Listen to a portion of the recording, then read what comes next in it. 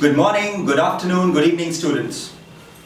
Today we will look at a topic which has been the pain area for most of the students, para-jumbles. Why do students find para-jumbles so difficult to solve? And most of them say that options are the only saviors in para-jumbles.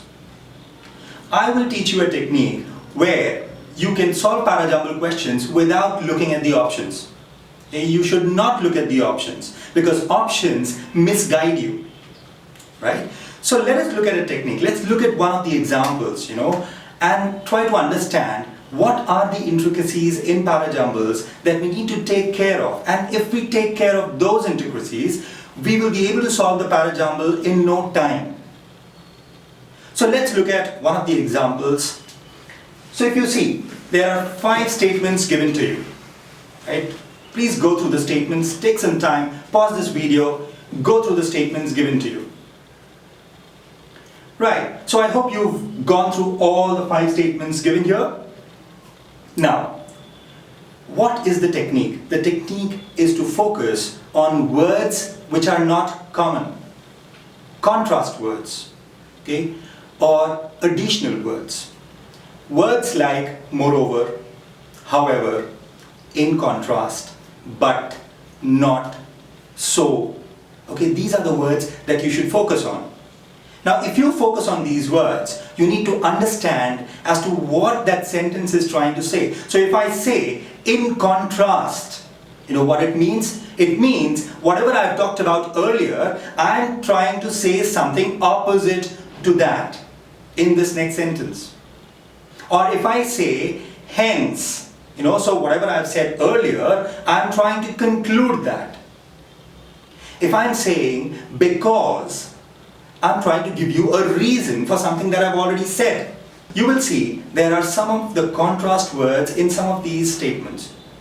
In the first statement you can see but. In the third statement you can see so. And in the fourth statement you can see that's because. These are the words you should focus on. And now try to understand what is the topic talking about.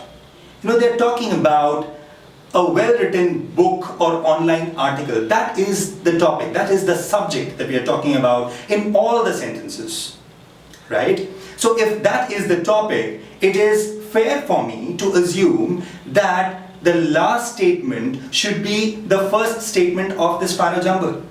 It's fairly easy to find a well-written book or online article. Another logic that I may apply is that my statements will, in 90% of the cases, will not start with so or that's because or but. Right? So now, I have found my introductory statement. What is my introductory statement? The statement that introduces the topic to me. Okay? So the topic is nothing but a well-written book or an online article. Okay, so I have said that it's fairly easy to find a well-written book or an online article. So now, let's look at the other sentences given here. Can I say, after this, but it's not always easy to find one with genuine value that you connect with? Yes, you can say that. Can I say, that's because these days books and online articles are a dime a dozen? Yes, you can also say that. Can I say, these are literally those, there are literally thousands of them written on the same topic every year? May or may not be, okay? And the third statement, so deciphering the good from the great can prove to be quite a challenge. Again, that cannot follow statement number 1. Okay, so there are 2 statements that can follow number 1. The statement number A and the statement number D. Okay, now, if you look at statement number D, it says that's because these days books and online articles are a dime a dozen.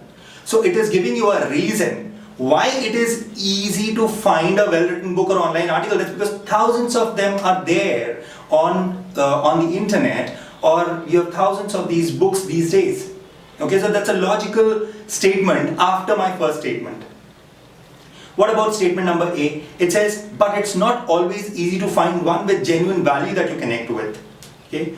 Now, if I am talking about the value of a book, okay, should it not come after the reason as to why these many books are there? First, I will talk about why these many books are there, and then I will get into whether I can have value from these books. Okay, so after my first statement, I will have statement number D as the second statement.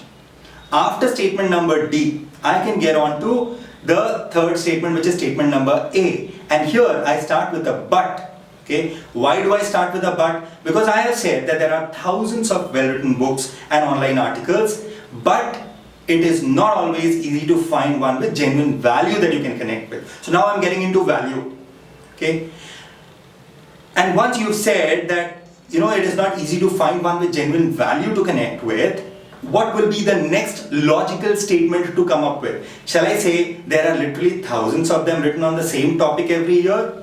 Or so deciphering the good from the great can prove to be a great challenge? So if you see over here, the next statement that can logically come in is there are literally thousands of them written on the same topic every year. You know why? That's because it is again giving you a reason as to why you are not able to easily find one with genuine value that you can connect with. So first you have the statement, then you have the reason, then you have the statement, and then you have the reason.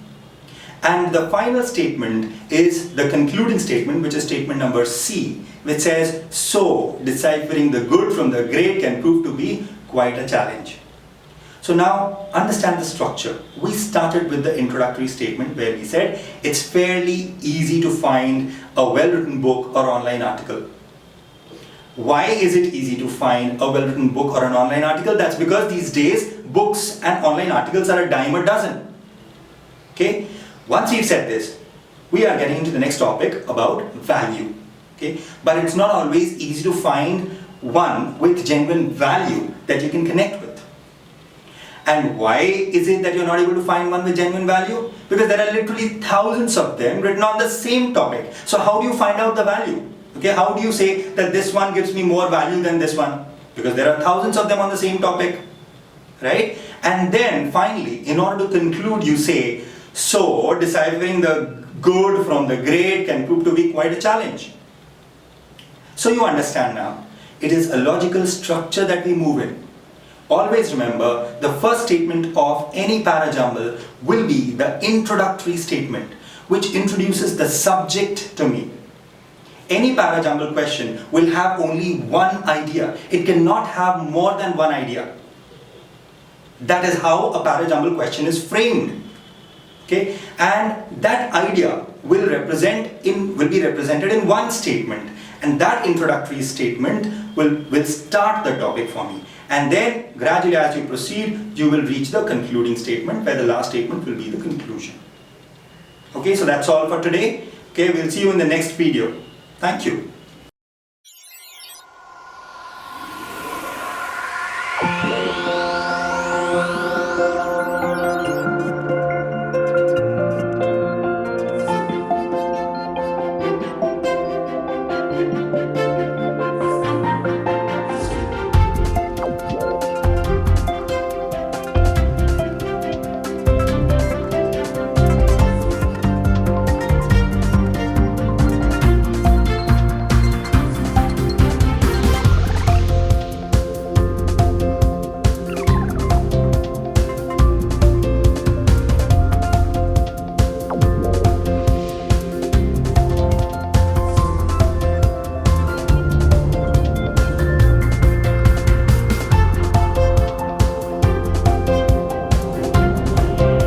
You can learn any subject, anywhere, any place, and on the go.